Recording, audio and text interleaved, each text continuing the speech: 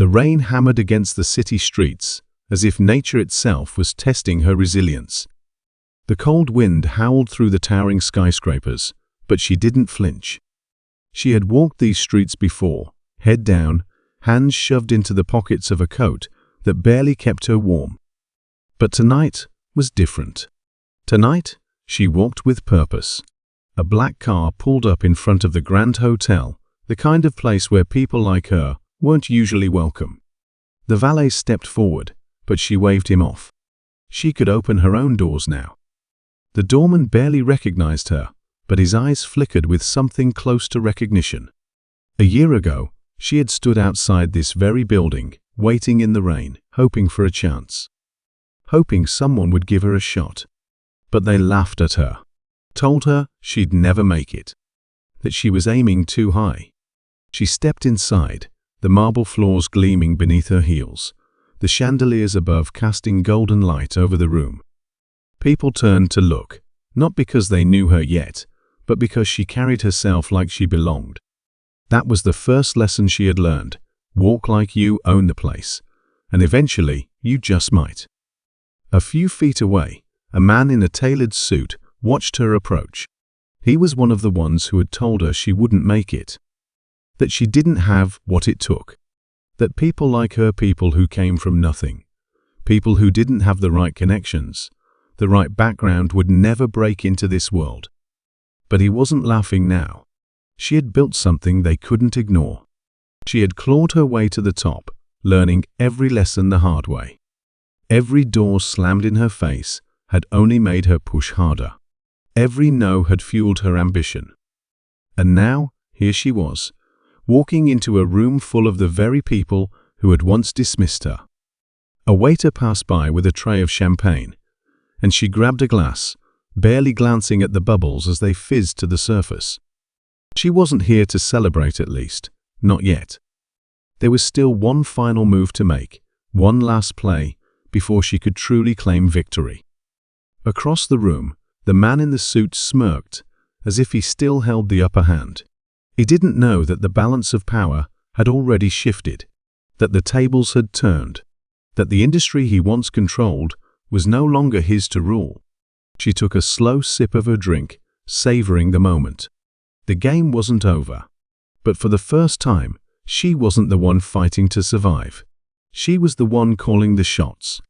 And tonight, they would all learn the truth. The woman they once doubted now owned everything they had built. The only question left was, what would she do next? The silence in the room stretched as she stood there, letting the weight of her presence sink in. Conversations slowed, subtle glances exchanged between people who had spent years underestimating her. But she didn't rush. She wanted them to feel it, that shift in the air, the undeniable realization that she was no longer an outsider looking in. The man in the suit, the one who had once dismissed her with a wave of his hand, finally moved. He straightened his tie, his confidence still intact, at least on the surface. He wouldn't acknowledge her victory, not yet. Men like him never did. They needed to convince themselves they were still in control. She smiled, a slow, knowing curve of her lips. Let him think whatever he wanted. The truth would catch up to him soon enough. A waiter passed by again, and this time, she set her untouched champagne back on the tray. She needed her mind sharp. There were still too many pieces in motion, and if she had learned anything, it was that the final act was the most dangerous. People were desperate when they were backed into a corner. And right now, she had backed an entire empire against the wall. She turned away, moving through the crowd like she had been born into it. But her past wasn't something she could erase. Not that she wanted to. It was what had made her. The late nights working 2 jobs, the exhaustion that had settled deep into her bones, the moments of doubt that she had pushed down and swallowed like bitter medicine, all of it had led her here. She remembered the first time she had walked into an office like this. Not as a guest, not as an equal, but as someone who was expected to take orders. She had been invisible then, just another worker in the background, fetching coffee, organizing files, overhearing conversations she wasn't supposed to hear. That was where it had started her education. She had learned more by being ignored than any classroom could have ever taught her. She had memorized the way deals were made, the way power shifted hands with a single handshake, the way some people built their success on the backs of others. And she had watched him, the man now standing across the room, pretending not to be rattled. He had been at the center of it all, arrogant, untouchable, convinced that he had built something no one could take from him. He hadn't even noticed her back then, and that had been his first mistake. Now, as she reached the far end of the room, a familiar voice stopped her. "I didn't think you'd actually come." She turned slowly, her expression carefully unreadable. The woman standing before her was someone she had once trusted. Someone who had been there in the beginning, before everything had changed. "I had to," she said simply. The other woman studied her for a moment. "They're nervous," she admitted, lowering her voice. "They don't know what your next move is." "Good." She didn't respond right away, letting the silence say more than words ever could. "You really did it, didn't you?" The woman continued, almost as if she couldn't believe it herself. "You own it now." She nodded. She had taken everything. The company, the influence, the respect they had never wanted to give her. It hadn't been easy, and it hadn't been clean, but she had done it. Still, there was no satisfaction in proving them wrong, not yet. Because if there was one thing she knew, it was that winning wasn't the same as keeping what you had fought for. And she wasn't naive enough to think they would go down without a fight. Across the room, the man in the suit was no longer smirking. He was watching her now, really watching. Like he had finally realized the storm he had ignored for too long was now standing right in front of him. She lifted her chin slightly, meeting his gaze head-on. Let the games begin. The weight of the moment settled between them, unspoken but undeniable. He wasn't smirking anymore. The confidence he had worn so easily for years seemed thinner now, stretched over uncertainty. She had expected this. Knew that men like him only understood power when it was taken from them. She let the silence linger, knowing it would unnerve him more than words ever could. Then, with the same ease she had perfected over time, she turned away and walked toward the balcony. The city stretched before her, glittering lights reflecting off the glass buildings. It looked different from up here, smaller, almost manageable. But she knew better. This city had swallowed people whole, crushed them without a second thought. She had seen it happen too many times. A quiet voice broke the silence behind her. "You should be careful." She didn't turn around. "I always am." The woman from earlier stepped beside her, her expression cautious. "That's not what I meant," she said. "They're not just going to let you walk in and take everything." She exhaled slowly. "They don't have a choice. They'll make one." She finally turned to face her. "Is that a warning? A hesitation? Then, it's the truth." She wasn't surprised. She had been waiting for the pushback, knew it was coming. No one built an empire without making enemies, and she had made plenty. Some were obvious, like the man who was now watching her from across the room. Others were more subtle, lurking in the shadows, waiting for the right moment to strike. She had spent years learning how these people operated. They smiled to your face while planning your downfall behind closed doors. They played fair only when it suited them. And she had no doubt that, right now, plans were already being set in motion against her. She tapped her fingers against the railing, thinking. There were too many moving parts, too many variables. She had anticipated resistance, but she needed to know where it would come from first. And more importantly, who she could still trust. The woman beside her shifted, looking uncomfortable. "I shouldn't even be talking to you." She gave a small smile. "But you are." A sigh. "You don't understand. You've changed the game, and they don't like it. They'll do whatever it takes to fix that." She tilted her head slightly. "They can try." The woman looked at her for a long moment, as if trying to figure out whether she was fearless or just reckless. Then she stepped back. "Be careful," she repeated before disappearing into the crowd. She stayed on the balcony a little longer, letting the cold air clear her thoughts. The city stretched out before her, filled with people who didn't know her name, but would soon know her story.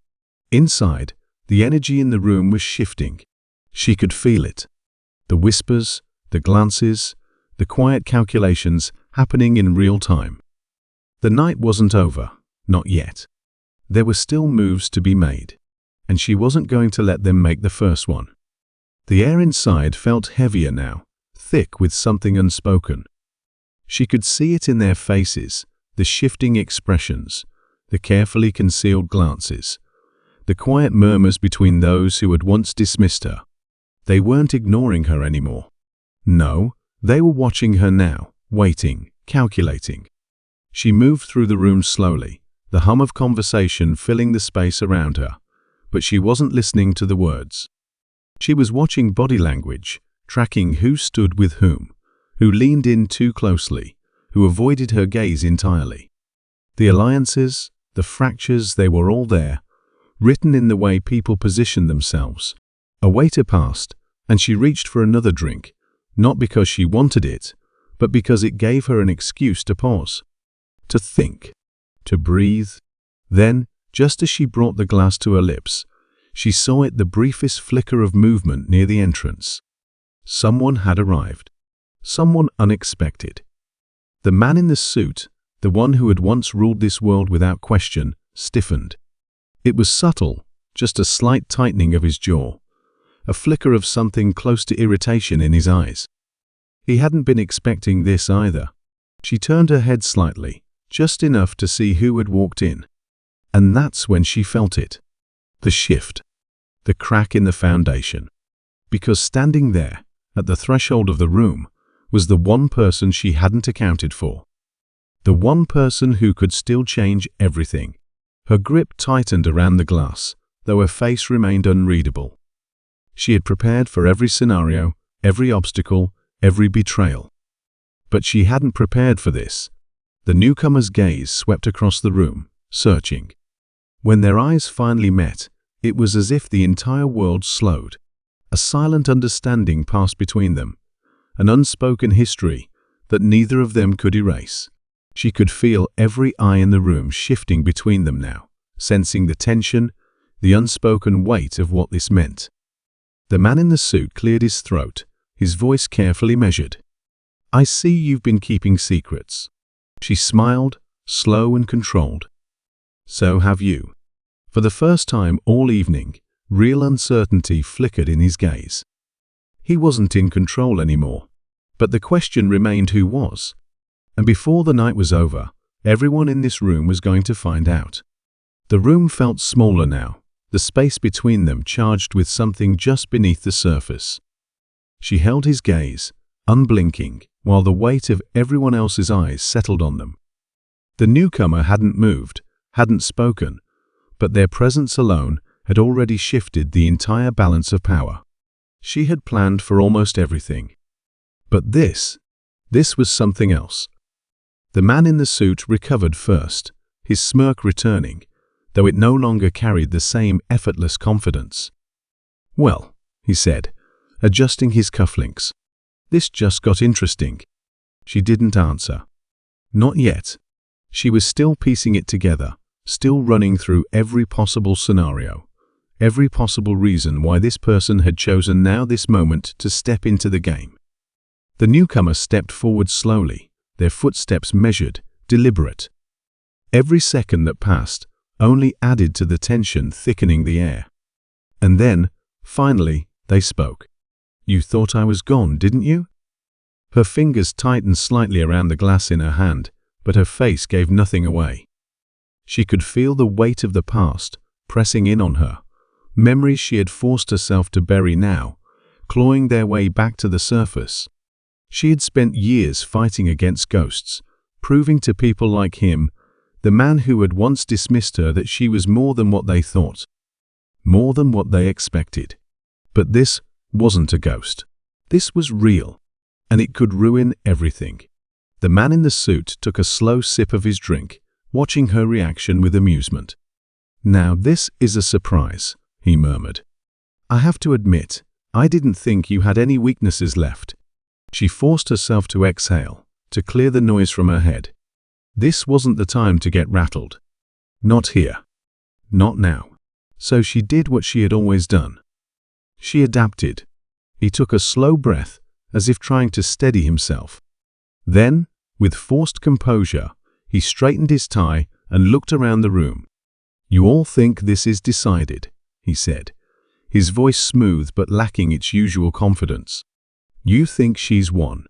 No one responded. They didn't have to. The silence said everything. He turned his gaze back to her, searching for something, maybe a weakness, maybe hesitation. He found neither. Her voice was calm, steady. "It's over." For the first time, his mask slipped. Just slightly. A flicker of something raw in his expression. But then, just as quickly, it was gone. He exhaled sharply, then forced a tight smile. "You have no idea what you've started." She tilted her head slightly. "No," she said. "I know exactly what I've finished." A long pause. Then, finally, he took a step back.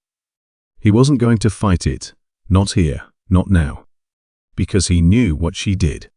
The moment he walked out of this room, his control, his influence, everything he had spent years building it, was gone. The crowd parted as he moved toward the exit. No one tried to stop him. No one even looked his way. And then, just like that, he was gone. She let out a slow breath, but she didn't relax. Not yet. Not until she was sure. The newcomer beside her finally spoke. "You really did it." She turned to face them. "I did what I had to." They studied her for a moment. And now? She looked around the room. The same people who had once doubted her, underestimated her, tried to keep her out. Now they were looking at her differently. Some with admiration, some with caution, but none with dismissal. She had fought for this, earned it. But she also knew that just because she had won didn't mean the fight was over. Power wasn't about one moment. It was about what came next. She turned back to the newcomer, her expression unreadable. "Now," she said, "we build."